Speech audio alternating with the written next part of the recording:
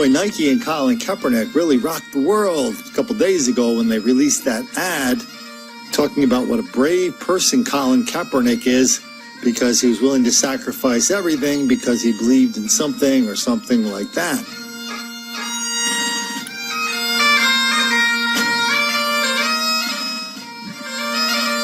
But we really don't know enough about what Colin Kaepernick is sacrificing or what he believed in.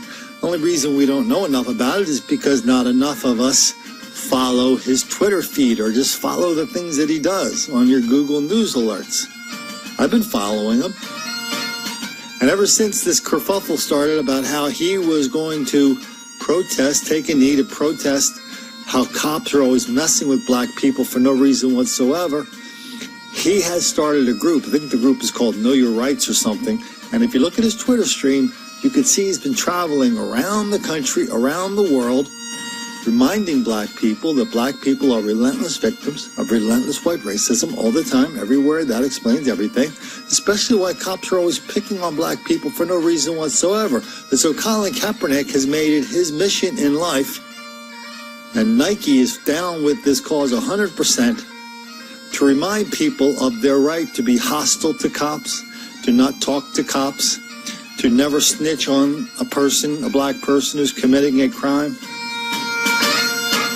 And this is going on and on and on and on, but we don't hear enough about the results of this campaign. Oh yeah, there have been results of this campaign. So I thought, keeping in that spirit, I thought maybe we should recognize we should start recognizing with the first annual Colin Kaepernick Awards, the people who have taken his advice to heart, the people who are furthering his cause, the people who are doing what Colin Kaepernick wants them to do, recognizing their victimhood, expressing their hostility towards the cops. Why don't we start with these three guys down in Fort Worth, Texas. Now, anybody who's read Don't Make the Black Kids Angry or White Girl Bleed a lot, or lots of my articles, or seen lots of my videos since then, you know we document the enormous amount of black on Hispanic, black on illegal immigrant crime, violence, murder, and robbery here. It's kind of a perfect storm. If you're an illegal immigrant, you're not going to report the robbery to the cops. If you're an illegal immigrant, you're not going to have a bank account. You're going to have a lot of cash. And by the way, chances are you're working pretty damn hard, so you have a lot of cash in your pocket. And that kind of coincides with the fellas and the lovely ladies who like to go around robbing and targeting Hispanics, just like they did in Fort Worth.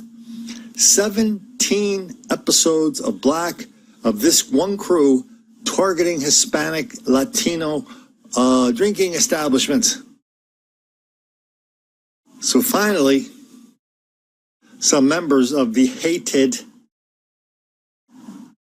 Fort Worth Police Department, they put up a sting, they put up some undercover, they put some cops in the bar, and when the fellas came in, they robbed the place. There were 25 guys in the bar.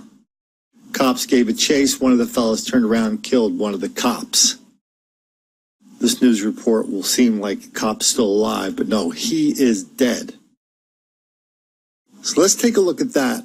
And then let's take another reminder of all the great things that Colin Kaepernick, in conjunction with Nike, is trying to do that has a direct result on getting cops. Officer is fighting for his life after a gunfight with a group of robbery suspects. Thank you for joining us this morning. I'm Karen Borda. And I'm Russ McCaskey. We're told that Officer Garrett Hull was working undercover when a robbery suspect opened fire. It happened about 12:30 this morning at Los Vaqueros bar on the south side of the city. Police say Hull and other undercover officers were following a group of suspects believed to be behind a series of armed robberies. When they confronted them, police say one of the suspects shot Officer Hull in the head. We have live team coverage this morning. Yona Gavino is at JPS Hospital with the latest on the officer's condition. First, though, we're going to head to CBS 11's Jennifer Lindgren, where the shootout happened this morning. Jen. Russ, crime scene investigators and the ATF still have much of this area blocked off 11 hours almost after this shooting. Fort Worth police had a plan in place to stop these suspects last night who were wanted for a series of robberies and shootings in the area. That crime spree ended this morning with one of the robbers dead and a Fort Worth police officer in critical condition. Victor Zepeda went to work last night with his guard up. We just knew that they had been robbing the bars out here in the area. The owner of Los Vaqueros says some 25 to 30 people were hanging out at the bar when around 12:30 this morning, two men burst in wearing masks. We were just here and they just bum rushed the bar and tried to hit the floor, had the guns out. He says the men demanded wallets and cell phones. One customer told us nobody refused. They got a gun in your face and not too much you can do. Among the crowd, Fort Worth police officers in plain clothes. When the suspects ran out, uniformed officers were waiting and helped the undercover team stop the robbers as they tried to get into this SUV. As police moved in to make the arrest, Zepeda heard the sound of gunshots. You just see the cops going out back and forth, running back and forth, and trying to get everybody back in the bar. It was chaos. Investigators say one of the suspects shot at police first. Officer Garrett Hull with the Crime Intel Unit was hit in the head. It's just, just sad. Had to come to that. Police returned fire, killing the gunman and arresting two others with him. I'm just glad they were here to save us and protect us. And Glad the suspects are off the streets, but Zepeda did not want it to end like this. And the other bars, they did. There was some people that got hurt. Thank God here nothing happened, but, then again, poor officer, I'm sorry. Now, police have not identified the suspect who shot Officer Hull, that same suspect who was then killed by Fort Worth police, but they say they did find his weapon on scene here. They say that after this ad came out, the stock went down a little bit, but then after the stock analysts figured out, that people were buying Nike stuff because of this ad, the stock went up and now it's as high as it's ever been. I just don't think the people who play football, who watch NFL football, have any idea what Colin Kaepernick is all about. I mean, in the same way that the Philadelphia Eagles last year during the Super Bowl, their main song that they played leaving the field, on the field, in the locker room was a song called Nightmares and Dreams by a guy named Meek Mill, who just happened to be in prison at the time. It was all about guns, drugs, money, bitches, and murder. And that's all it was about.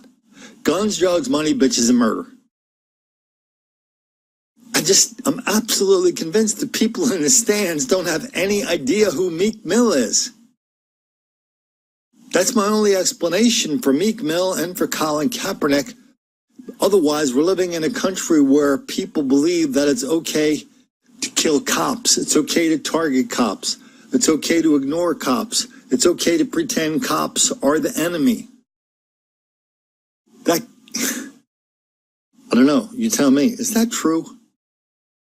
I mean, if so, I guess all of us should be getting our guns and going up into the mountains because things are a hell of a lot worse in this country than we think they are. Where we glorify people who honor the people who attack and kill cops.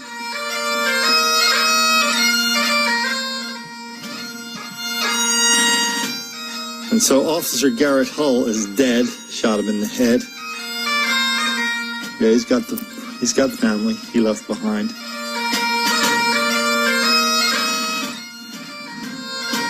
Apparently it's not a big deal nationwide. Not nearly as big of a deal as Colin Kaepernick going around reminding everybody that black people are relentless victims of white racism.